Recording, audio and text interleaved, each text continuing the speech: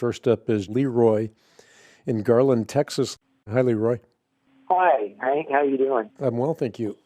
I've always been told that Jesus Christ is the Son of God, and He is God Himself also. And I always, the way I read the Bible is that He's the Messiah and the Son of God. I don't know really how where to go find the truth for myself in the Scriptures. Can you help me out? Yeah, I was just thinking as you were talking about a little flip chart I put together, and it's titled Memorable Keys to Essential Christian Doctrine.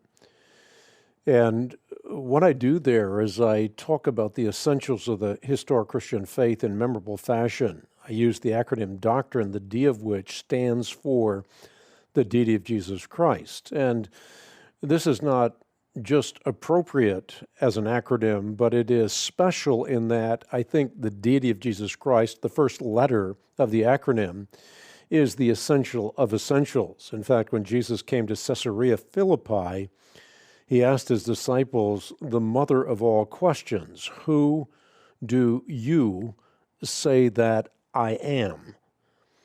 Now, a lot of people answer that question in a lot of different ways, but Jesus answered Himself by saying that He is God. And the Jewish leaders knew precisely what He was saying. Others might have missed His point, but not those who were steeped in Jewish tradition and the Jewish scriptures.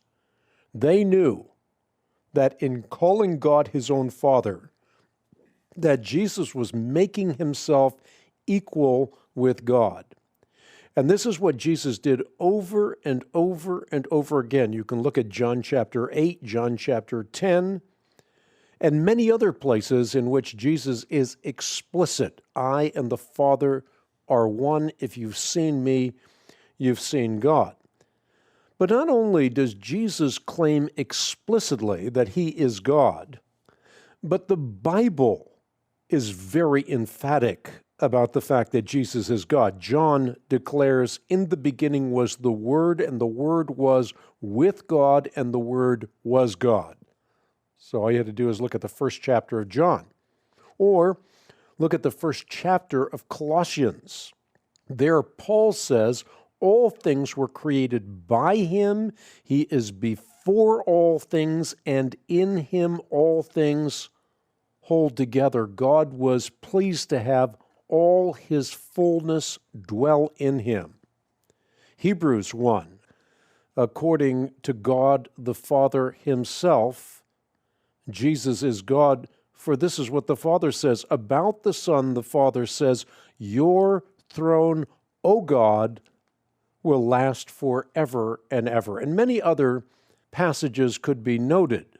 But I think there's another point that's very substantial with the fact that Jesus is indeed Messiah. It's not only that He claims to be Messiah, that the Bible is emphatic about His Messiahship, but that His credentials back up His claim to deity.